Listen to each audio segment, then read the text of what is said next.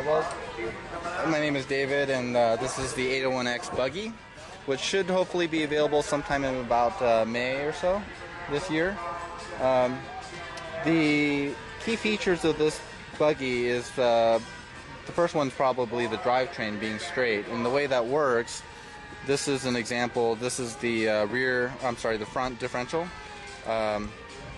and the parts are modular, so the front and the rear have the same components, but what helps make it a straight drivetrain is typically the front of the chassis has about 10 degrees of kickup, and so with the ring, this not only very securely stabilizes the ring and pinion mesh, so you really very rarely have any problems with gears blowing out.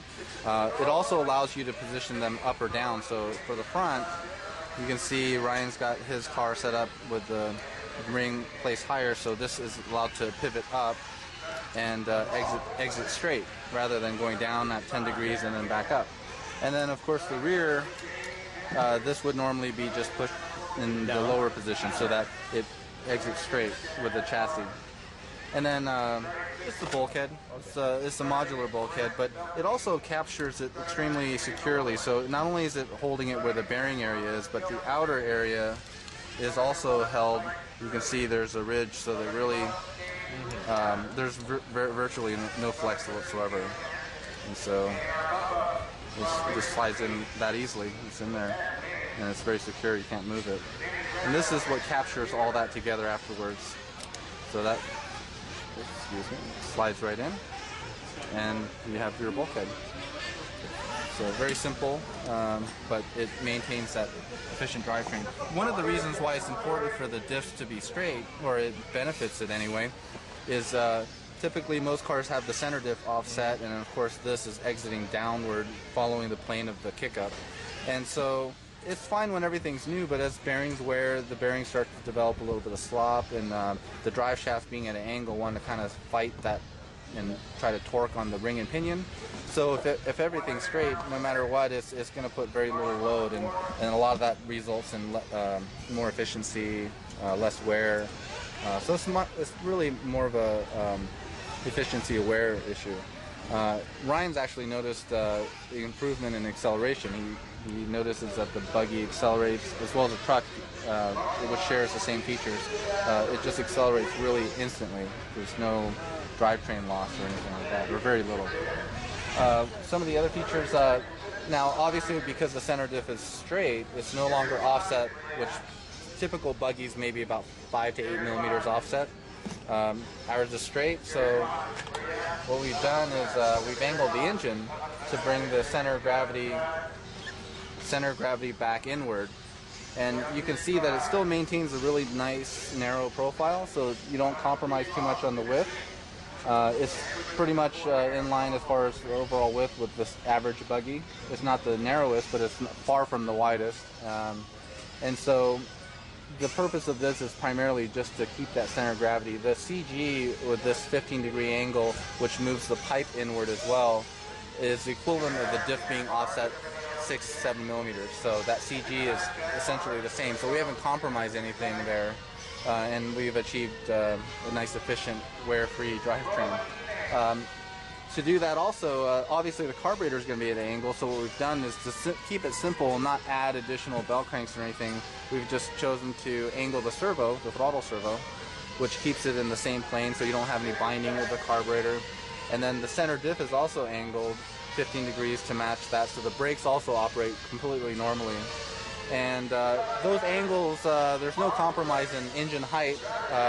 The height of the crankshaft is identical, so it's just angled over. And same with the center diff, so we haven't had to raise it or anything like that. It's as low as it can be. So those are, a lot of these are features that, like the engine angle is because of the straight drivetrain, and the angle of the servo is because of the engine angle, so that's kind of next. We have the brake system, which simplifies everything. It's just one rod, and you adjust your bias with a turnbuckle. So you can shorten it to bring the bias towards the rear, you can lengthen it to have it more towards the front, or you can have it neutral. You have the full range of adjustment, and it really simplifies it. You just turn one wrench, that's it. Otherwise, we have a lot of adjustments to make sure that it suits any track. Front hub actually has 2 locations. Right now it's on the upper, and we have 2 locations here, so you can shift it up or down. So if we move it up, we can go to the lower holes, mellow the car out. It would really stabilize it. Also, we have an optional battery location up front. Now, for those really high bite tracks where you're kind of understeering, but you don't want to make any suspension setup changes because you're happy with those, you can simply move the weight forward via the battery and get more steering. And it's a nice feature to have because then you don't have to compromise whatever shock or spring or roll center positions you have. You can simply take advantage of what you already have to have, which is the battery, and just move it forward. So that's a nice little feature. Right now there's normally going to be like little mounts and a strap that holds it down. So everything's clean. But those are the primary features of the buggy. It's what distinguishes it from really any other buggy that's available. Buggy came out first, and at the time nobody had really been doing that. So Tamiya Japan they didn't want to scare anyone away, and so they wanted to just go with a vertical, kind of, a conventional format. That's actually why the brake system is designed the way it is, because it allows you to use either the angle or vertical without changing any components. Right now with the angle engine, the brake rod is on top, but with the vertical engine, this rod sits on the bottom. So all the pieces are the same, and just a little inside trivia, I guess you could call it, is that this brake linkage system came about solely because I wanted it to be compatible without any additional parts, so this allowed me to do that. As you can see, if I wanted to have a conventional 2-rod system, it simply wouldn't work. You can't get a rod underneath.